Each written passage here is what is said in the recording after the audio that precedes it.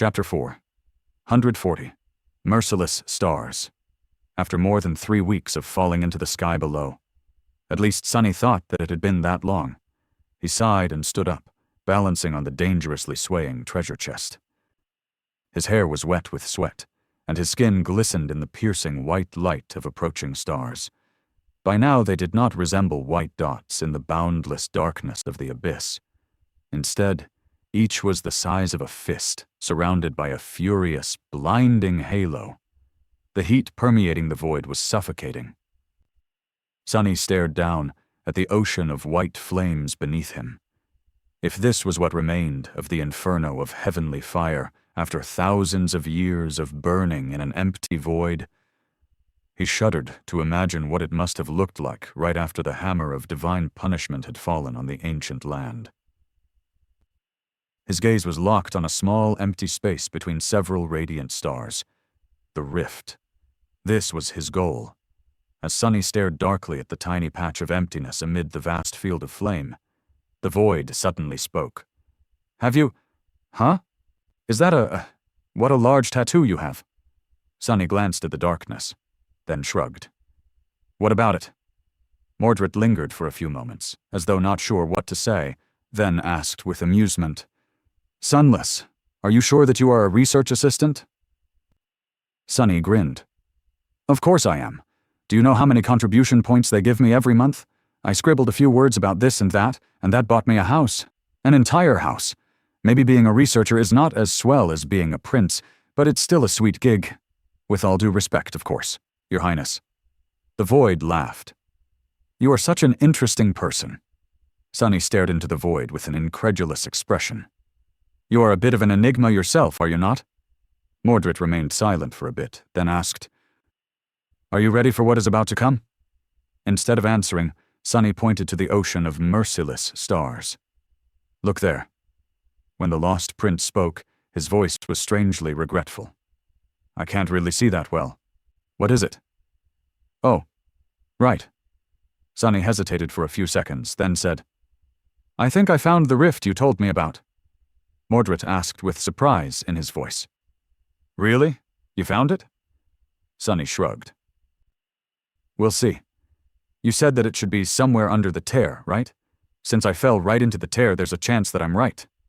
The void lingered, then said in a somber tone, "What if you're not?" Sonny smiled. "Then it has been nice knowing you. Anyway, anything else you want to tell me before you go? I doubt that we'll have the opportunity to speak again before I reach the stars." Mordred thought for a few seconds, then said, "I might not be able to reach you at all after that. So, good luck?" Sonny raised an eyebrow. "Really?" The voice of the void answered after a long pause. "Yes, why?" He shook his head. "Nothing really. I just thought that you were stuck somewhere out there, beyond the stars." Mordred chuckled. "No, I am stuck somewhere else."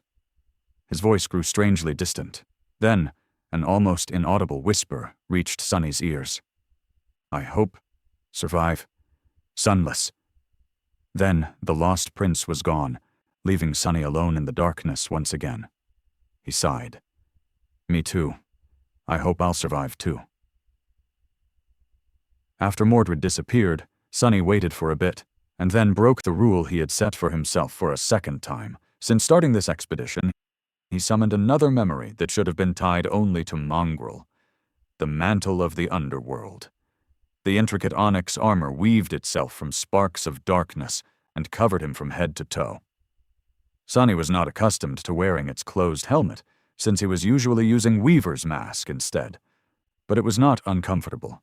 His field of vision, however, became slightly constricted. Hopefully, no one will be able to see me this far into the abyss. Out here in the sky below, he felt as though no one, not even those who were attuned to revelations, could peer into his secrets and glean anything about them.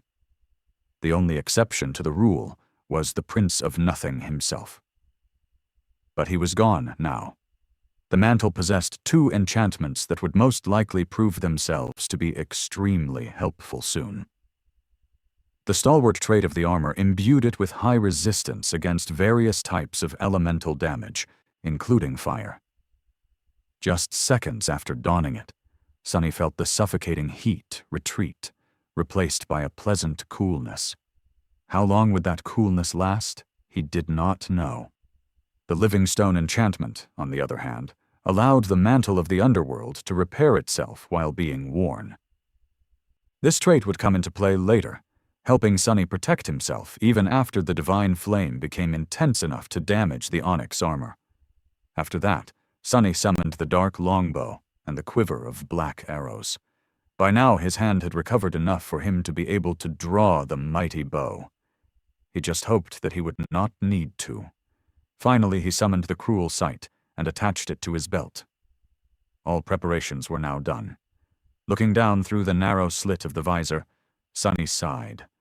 Now everything depended on his resilience, luck, and how deep his reserves of shadow essence were. In the stark darkness of the empty void, deeper than even the memories of a blue sky could reach, a cracked treasure chest was plummeting toward an ocean of searing white flames. Its underside was bathed in the furious light, while its lid was drowning in the deepest of shadows. Wisps of smoke were slowly rising from its smoldering wood, and the strips of iron reinforcing it were slowly starting to glow as they turned orange. Sonny, who had become a shadow and was once again hiding on the lid of the dead devil, felt fine. For now. Until the treasure chest was destroyed, he was protected from directly touching the light of the divine flame. But how long would the corpse of the mimic last? He was thinking about something else, though, something far more dreadful. The rift! The damned rift! I am going to miss it.